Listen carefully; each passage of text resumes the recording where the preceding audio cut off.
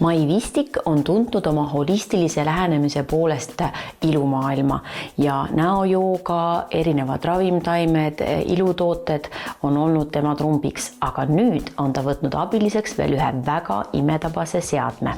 Ta on näotrenažöör ja tihti küsitakse ka, et aga siin on ju LED-valgused, et mismoodi ta siis teistest erineb.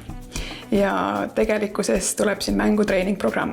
Ehk siis LED-valgus küll, aga koos hüvedega. Ehk siis esimene, punane valgus, soojendab, lõdvestab meie miimikalihaseid. Ja kui me nüüd lõdvestame selle soojendusrežiimiga, siis kortsupõhi saab tõusta ja kortse on vähem näha. Edasi tuleb trenn, siis koos sinise valgusega. Sinine valgus on nüüd hea näiteks põletike leevendamiseks, aga ta on koos EMS-iga, mis siis tähendab, et me saame oma nägu treenida. Roheline valgus on siis koos elektroporatsiooniga.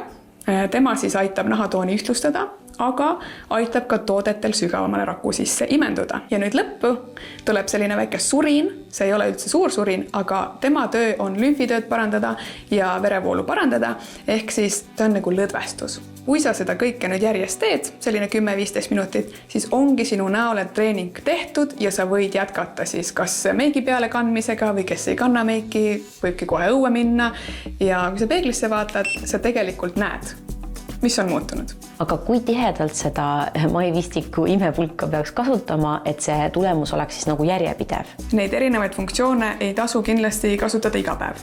Ehk siis esimene soojendus ja lõpu lõdvestus võid teha iga päev, midagi sellest nii-öelda pahaks ei lähe või halba ei tee.